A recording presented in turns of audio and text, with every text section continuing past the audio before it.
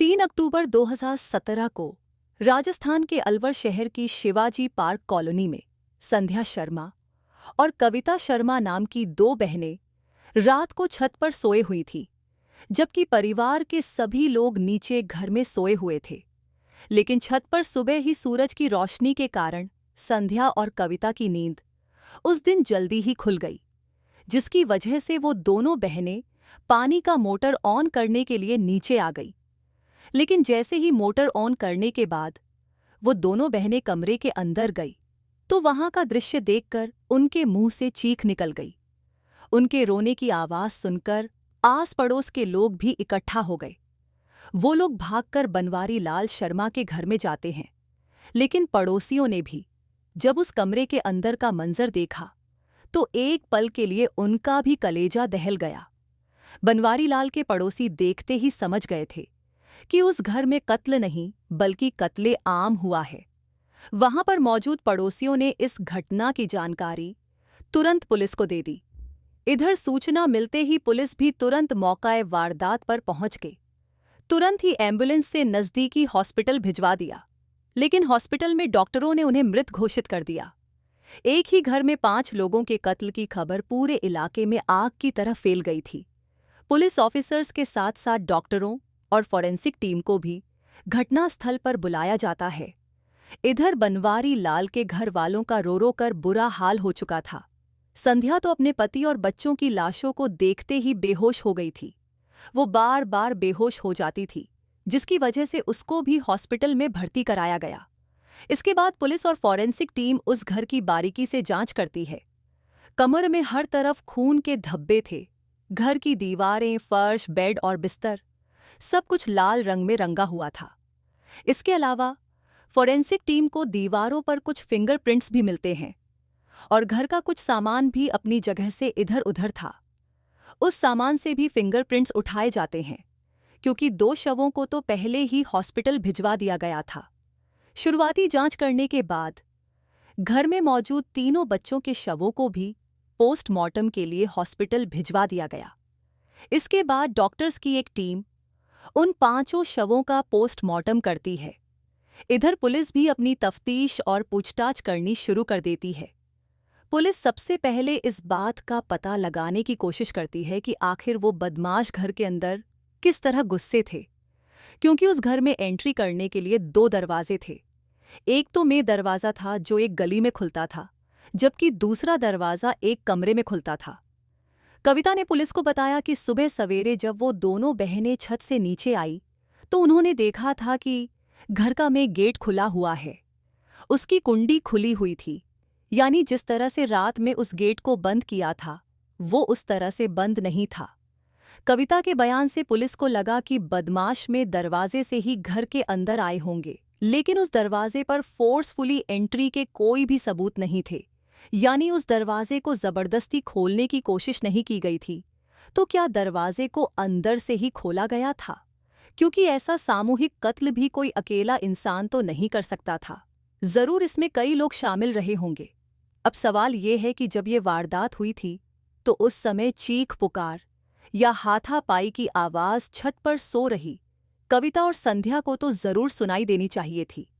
पड़ोसियों का भी यही कहना था कि उन्होंने भी इस घर से किसी तरह की कोई आवाज नहीं सुनी थी। यही नहीं, बल्कि फर्स्ट फ्लोर वाले कमरे में सो रहे बनवारी लाल के परिवार वालों ने भी कोई आवाज नहीं सुनी थी। ये घटना 2 और 3 अक्टूबर की दरमियानी रात को हुई थी। उस रात बनवारी लाल के छोटे भाई मुकेश घर पर मौजूद नहीं थे। मुकेश इस घटना से 3 दिन पहले ही अपने काम के लिए शहर से बाहर चला गया था। हालांकि इस वारदात के बाद घर वालों ने मुकेश से कांटेक्ट करने की बहुत कोशिश की, लेकिन वो लोग नाकाम रहे। यानी इधर उनके घर में इतनी बड़ी वारदात हो गई थी और मुकेश को इस बारे में कुछ भी नहीं पता था। इसके बाद पुलिस की कई टीमें बनाई जाती हैं और उन्हें अलग अलग काम सौंप दिए जाते हैं। साथ ही घटनास्थल के आसपास और रास्ते पर लगे सभी सीसीटीवी कैमरा को भी खंगालने की कोशिश की जाती है। हालांकि वहां पर बहुत ज्यादा कैमरे नहीं लगे हुए थे, लेकिन फिर भी कुछ दुकानों और कुछ बड़े घरों में लगे सीसीटीवी कैमरा को चेक किया गया। लेकिन अगर बनवारी लाल की किसी से कोई दुश्मनी या झगड़ा होता तो भी केवल बनवारी लाल का ही कत्ल होता। लेकिन यहाँ पर तो मासूम बच्चों का भी बड़ी बेरहमी के साथ कत्ल किया गया था। इसके बाद पुलिस शर्मा परिवार के हर एक व्यक्ति के बारे में डिटेल से जानने की कोशिश करती है, क्योंकि हो सकता है यही से कोई सुराग मिल जाए। दरअसल साल 1999 में बनवारी लाल की शादी राजगढ़ की रहने वाली संध्या शर्मा से हुई थी।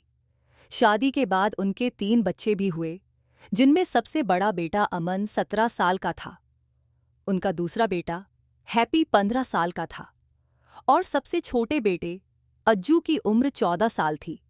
बनवारी लाल की शादी के कुछ साल बाद उसके छोटे भाई मुकेश की शादी भी बनवारी लाल की पत्नी संध्या की बहन कविता से हो गई थी। मुकेश और कविता के भी 2 बच्चे थे। उनका बड़ा बेटा निक्की 12 साल का था, जबकि उनका छोटा बेटा विनय मानसिक रूप से बीमार था, यानी उसकी मानसिक स्थिति ठीक नहीं थी। ये पूरा परिवार पहले तो अपने पुश्तैनी मकान में अलवर जिले में कठूमर तहसील के गारू गांव में रहता था, लेकिन इस घटना से करीब 14 साल पहले बनवारी लाल का पूरा परिवार काम के सिलसिले में शिवाजी पार्क में आ गया था। गांव में उनका पुश्तैनी मकान था, उनके पास थोड़ी बहुत जमीन भी थी। उन सब की देखभाल बनवारी लाल के चाचा का परिवार करता था।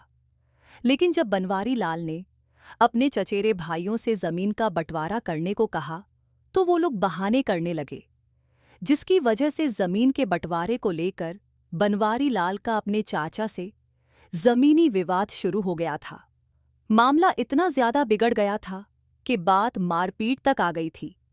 लेकिन फिर काम वालों ने उन दोनों परिवारों के बीच सुलह करा दी थी। ये बात इस घटना से करीब 3 या 4 साल पहले की थी। लेकिन जब 5 लोगों का कत्ल हुआ तो अचानक लोगों को ये बात याद आ गई थी, जिसकी वजह से पुलिस की जांच भी अब जमीनी विवाद की तरफ ही घूम गई थी।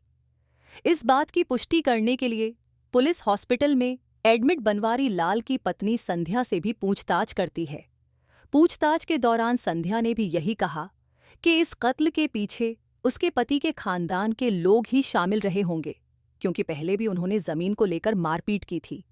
अभी ये सारी चीजें चली रही थी, तभी किसी रिश्तेदार का ध्यान बनवारी लाल की स्कूटी पर गया।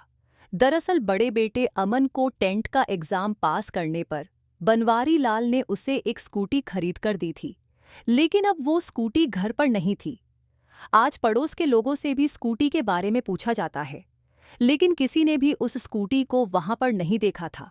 और जब हर जगह ढूंढने पर भी वो स्कूटी नहीं मिली तो पुलिस ने अनुमान लगाया कि शायद कातिल ही स्कूटी को लेकर फरार हो गए होंगे। इधर पोस्टमार्टम करने के बाद घटना वाले दिन यानी 3 अक्टूबर की शाम को ही 5 शव परिजनों को सौंप दिए गए।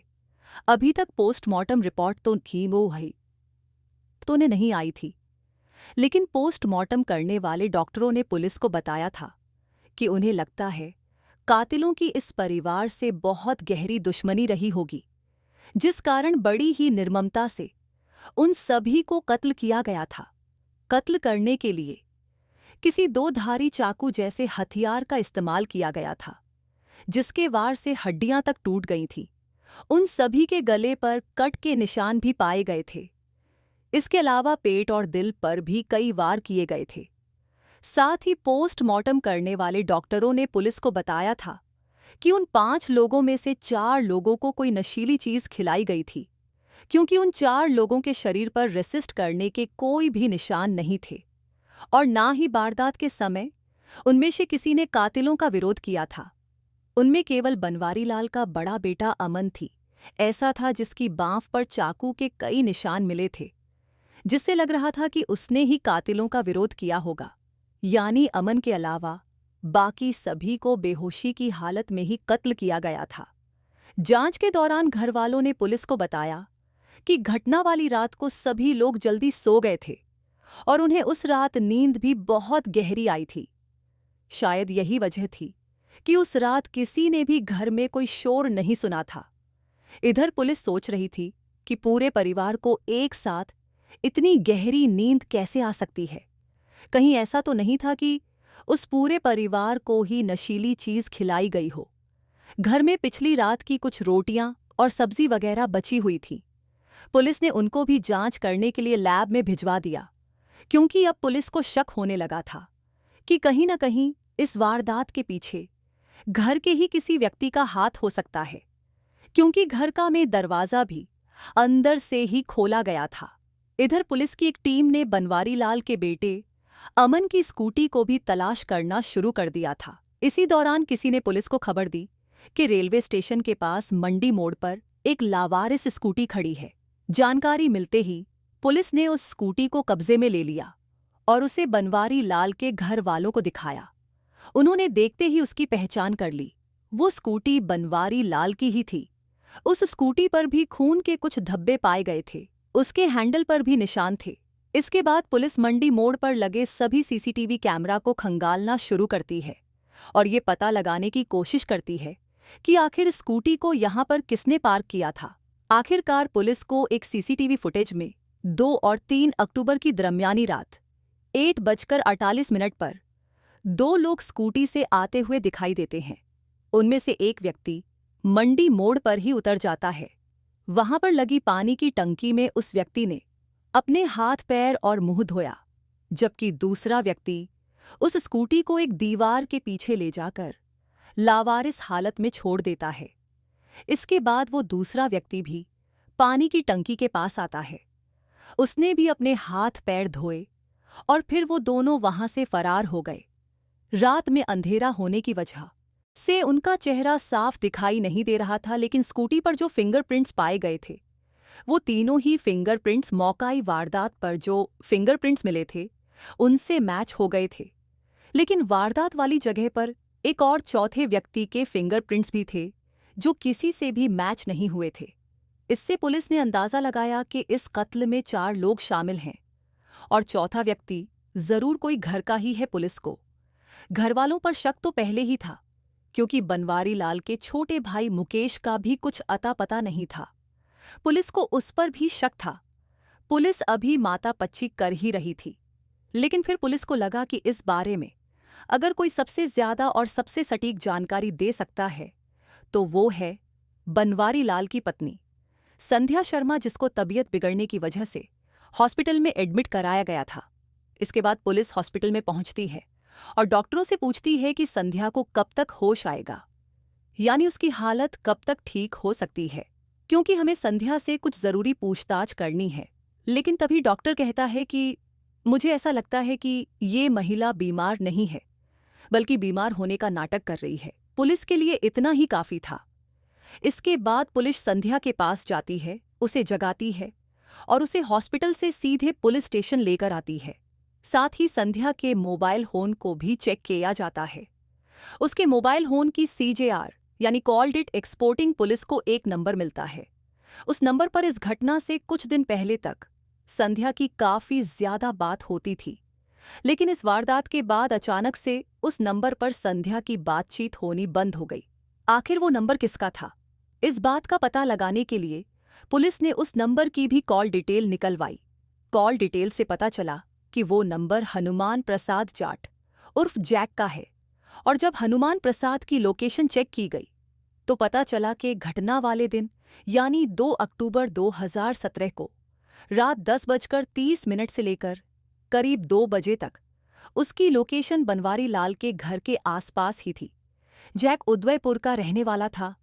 इसके बाद बिना देरी किए अलवर पुलिस की एक टीम उदयपुर पहुंचती है और जैक को अरेस्ट कर लिया जाता है। लेकिन जब उसे संध्या के सामने लाया गया तो जैक को पुलिस स्टेशन में अपने सामने खड़ा देखकर संध्या घबरा जाती है और वो अपना जुर्म स्वीकार कर लेती है।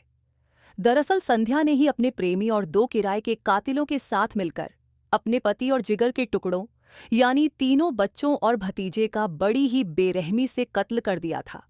संध्या एक महत्वाकांक्षी लड़की थी। उसको लग्जरी लाइफस्टाइल, महंगे कपड़े और महंगी गाड़ियों का शौक था, लेकिन उसके घर वालों ने उसकी शादी एक लोअर मिडिल क्लास फैमिली में कर दी थी, जहां पर घर का खर्च भी बहुत मुश्किल से चल पाता था। और जब संध्या के 3 बच्चे हो गए तो जिम्मेदारी और भी ज्यादा बढ़ गई। दरअसल संध्या पहले से ही थोड़ा बहुत टाइक्वांडो मार्शल आर्ट जानती थी, इसलिए फिर से उसने टाइक्वांडो की ट्रेनिंग ली और फिर खुद भी वो टाइक्वांडो कोच बन गई।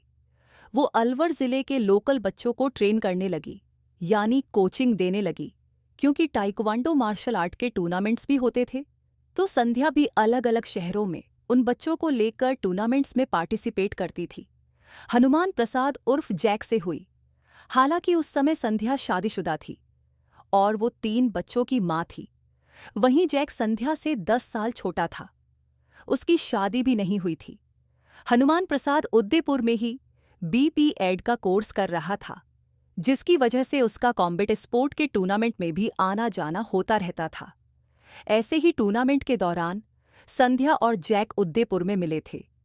क्योंकि संध्या खूबसूरत थी और उसे देखने से नहीं लगता था कि वो 3 बच्चों की मां है। खैर, इस मुलाकात के बाद उन दोनों में दोस्ती हो जाती है और ये दोस्ती धीरे धीरे प्यार में बदल जाती है। उन दोनों के बीच शारीरिक संबंध भी बनने शुरू हो गए थे। जैक का एक दोस्त भी था जिसका नाम महू सरकार था। वो अलवर जिले में लक्ष्मण घर के किसी गांव का रहने वाला था। जैक अपने दोस्त मट्टू सरकार से मिलने के बहाने अलवर आता था और संध्या भी बच्चों को टाइक्वांडो की ट्रेनिंग देने के बहाने जैक से मिलने के लिए जाती थी। वो दोनों कहीं कहीं दिनों तक महू सरकार के घर पर ही रहते थे। लेकिन ये एक्स्ट्रा मैरिटल अफेयर आखिर कितने दिनों तक छुप सकता था। और फिर एक दिन बड़ा बेटा अमन अपनी मां को जैक के साथ देख लेता है। अमन सारी बात अपने पिता बनवारी लाल को बताता है। बनवारी लाल संध्या को बहुत डांटे फटकारते हैं और उसे समझाते हैं कि ये काम तुम्हें शोभा नहीं देता। तुम्हारे 3 बच्चे हैं, तुम्हें शर्म आनी चाहिए। लेकिन संध्या तो जैक के प्यार में इतनी अंधी हो चुकी थी कि वो कुछ समझने को तैयार ही नहीं थी, जिसकी वजह से संध्या के घर से बाहर जाने पर भी रोक लगा दी गई। लेकिन संध्या तो प्यार में बहुत आगे निकल चुकी थी। वो तो अब जैक से शादी करना चाहती थी, उसके साथ ही जिंदगी बिताना चाहती थी। संध्या और जैक का मिलना जुलना तो बंद हो गया था, लेकिन संध्या अब भी घर वालों से छिपकर जैक से फोन पर बातें करती थी। लेकिन फिर अचानक इस घटना से 3 महीने पहले संध्या ने जैक से कहा कि अब उसके पति बनवारी लाल और बड़े बेटे अमन को रास्ते से हटाना ही होगा। शुरू में तो जैक ऐसा करने से मना कर देता है, लेकिन वो भी संध्या से प्यार करता था और उससे शादी करना चाहता था। इसलिए संध्या के बार बार कहने पर जैक भी तैयार हो जाता है। इसके बाद वो दोनों प्लानिंग करनी शुरू कर देते हैं।